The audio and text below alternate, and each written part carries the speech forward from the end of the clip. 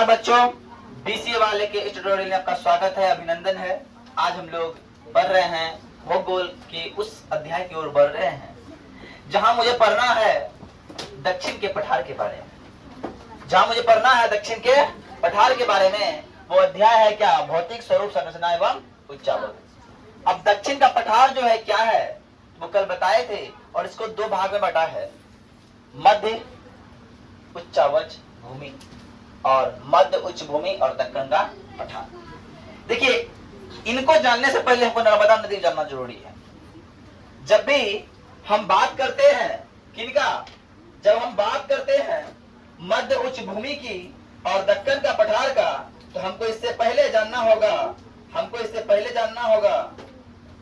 है ना, हमको इससे पहले नर्मदा नदी को जानना होगा, नर्मदा नदी को जानना होगा। तो ये देखिए, भारत का मैप आप लोगों को दिख रहा है, और भारत के नदी में आपको जब दिख रहा होगा ये है कौन? ये है नर्मदा नदी। कौन है? और ये अमरकंटक से निकलती है। कहां से निकलती है? कहां से निकलती है? अमरकंटक से निकलकर बड़ोदरा जगह है यहाँ पे, बड़ोदरा होते हुए जाके ये यहाँ गिरती है। इसका नाम है क्या? वे ऑफ बंगाल नहीं, ये अरब सागर। ये क्या है? अरब सागर में गिरती है। और इसके उत्तर वाले भाग को हम लोग बोलेंगे मध्य उच्च भूमि, और नीचे वाले भाग को बोलेंगे दक्कन का पठार। देखिए, आकृति बनाना जरूरी इसलिए है कि रटना नहीं है, वो कॉन्सेप्ट क्लियर करना है ना। और ये अभी क्लियर रहेगा। और हम सब आते हैं, मेरा जो नोट्स बनाया हुआ है, जब तुम नोट्स बना रहे हैं, इस तरह तुम ना नोट्स सुंदर से हम बनाते हैं, उसे नोट्स बना लो, ठीक है। 10th के बाद जब तुम कंपटीशन पढ़ने के लिए बैठोगे, इस कॉपी को अपने सामने रखना, और जो मास्टर पढ़ा रहा है पढ़ना, और तुम बोलोगे सर हम इतना तगड़ा पढ़े हैं ना सर कि हमको कंपटीशन में बहुत इजी हो जाए क्लास। जो क्लास करते करते ऐसे साइंस हम पढ़ने बैठते हैं ना कंपटीशन में, तो हम स्किप करते रहते हैं सब कुछ को, हटाते पढ़ते। क्या है? सब चीज पढ़ा हुआ है मेरा लगभग, और एसएससी जब पढ़ते हैं वो पढ़ना पड़ता है, हर एक चीज पार्ट पढ़ना पड़ता है। तो ये बता रहे हैं, भारत का मैप जो बनाया है, यहाँ पे क्या है? नर्मदा नदी है। नर्मदा नदी के उत्तर में मध्य उच्च भूमि है, और नीचे दक्कन का पठार है। ये कहां से निकलती है? नर्मदा नदी अमरकंटक से निकलती है, और कहां? वडोदरा गुजरात होते हुए कहां गिरती है? अरब सागर में गिर जाती है। कोई दिक्कत? तो यहाँ देखिए क्या बोला है, यह नर्मदा नदी के उत्तर में स्थित भाग है। कौन? मध्य उच्च भूमि। यह मालवा के पठार के अधिकतर भागों में फैला हुआ है। अब मालवा का पठार क्या होता है सर? तो यहाँ पे एक अलावली नाम पठार है, ठीक है, और यहाँ है विंध्याचल पहाड़ी, और इसके बीच में जो जगह है इसको बोलते हैं मालवा का पठार। क्या बोलते हैं? मालवा का पठार। तो ये जो भाग है, कुछ भाग जो है मालवा का पठार में फैला हुआ है। मतलब ये कि इसका अधिकतर भाग कहाँ है? तो मालवा के पठार में भी है। किसका? मध्य उच्च भूमि का। आया बात? और इस क्षेत्र में नदियां कौन है? चंबल, सिंध, बेतवा, केन, ये सब नदी है इस क्षेत्र में जो मिलने वाली नदी है। किस क्षेत्र में? तो मध्य उच्च भूमि के क्षेत्र में मिलने वाली नदी कौन है? केनवा है, सिंध है, चंबल है, केन है ना, नदी है। आई बात समझ में? अब आते हैं, ये पठार पश्चिम में चौड़ा है। ध्यान रखना, ये पठार जो है, ये भाग क्या पश्चिम वाला भाग है ना, इधर चौड़ा है, और जो इधर गया है वो क्या हो गया है? सांकरा होता गया है। बात समझ में आ रही है? ये भाग पश्चिम में चौड़ा है, और जो इधर गया है वो क्या होता गया है? सांकरा होता गया है। कौन? तो मध्य उच्च भूमि। और यहाँ बोल भी रहा है, यह पूर्व में छोटे नागपुर के पठार तक है। यहाँ तक मेरा छोटा नागपुर का पठार कहाँ है? अपना बिहार, उत्तर प्रदेश, झारखंड सब है ना, तो वहां तक फैला हुआ है। कौन? बस में रहे हैं। इस पठार के पूर्वी प्रसार को बुंदेलखंड कहते हैं।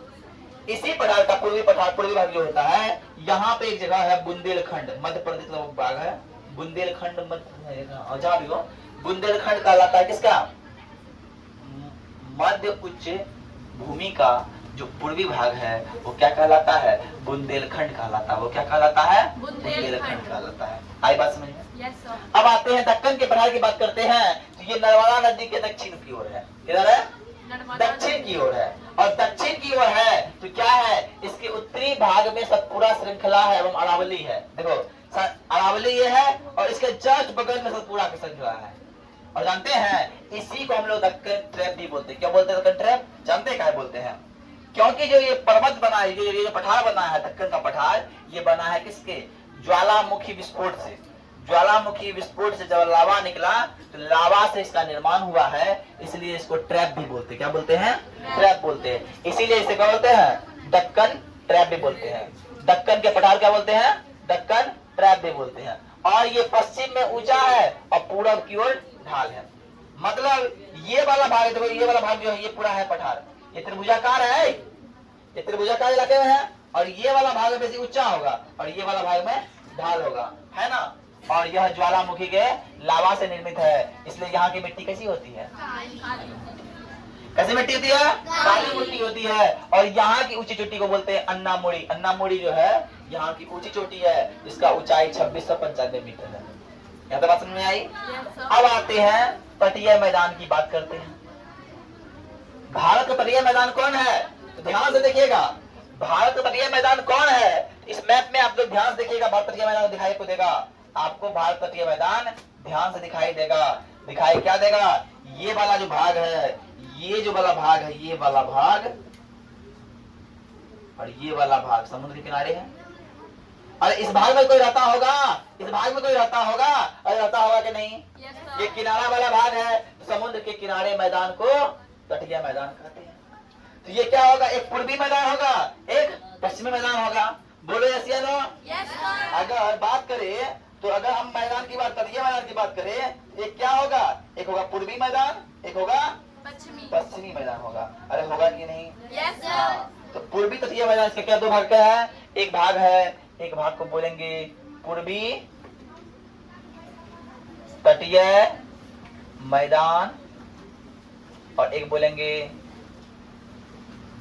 पश्चिमी तटीय मैदान। अरे बोलो यस या नो? है ना। अब इसको आगे और लिखाते हैं। तो आज के लिए इतना ही। जय हिंद। अटेंडेंस बनाए थे? नहीं। ठीक है, जाइए आप लोग।